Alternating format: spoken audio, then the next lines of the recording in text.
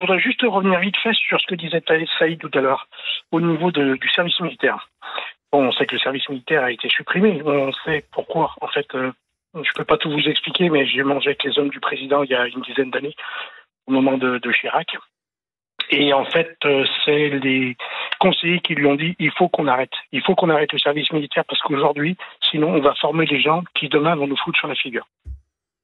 Et c'était une décision qui a été prise collectivement. D'accord. Donc ça, il faut le savoir. C'est vrai, j'étais dans une société spécialisée dans certains produits. D'accord. Et donc je voulais intervenir. Donc je soutiens ce que dit c'est le Pierre Lozon, pardon, parce que tout ce qu'il dit c'est vrai. Je travaille avec les prisons. Je suis intervenant extérieur. Je travaille pour la sécurité, c'est-à-dire avec les ERIS. Donc les ERIS, M. Lozon sait ce que c'est l'équivalent du GIGN pour les prisons. D'accord. Et dernièrement, je suis intervenu pour eux pour une formation au niveau d'attaque, etc. Donc ça s'est super bien passé. On a des gens qui sont très sympas, des gens qui sont hyper bien formés. Et à la fin du test, ils m'ont dit écoutez, vous nous rejoignez au bureau. Je lui ai dit écoutez, il n'y a pas de souci. Donc je suis monté dans le bureau et arrivé dans la salle de pause. Je vous donne ma parole, Cyril. Je me suis posé des questions. Qu'est-ce que je fais là? Oui. Je suis rentré dans le bureau, j'ai demandé donc au responsable, mais c'est qui tout ça là?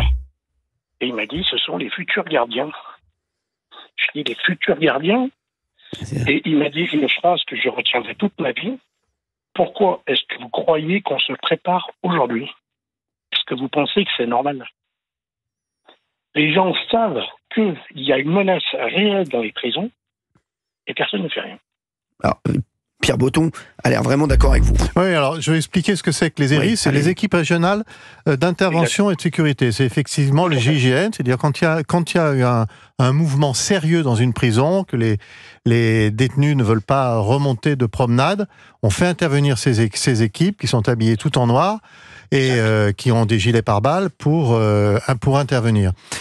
Moi, j'avais alerté, pour aller dans votre sens, Patrick, j'avais alerté il y a 3 ans sur le fait qu'à Arles, on avait pris des surveillants qui avaient passé le concours pénitentiaire pour ensuite pouvoir faciliter les trafics avec les dealers.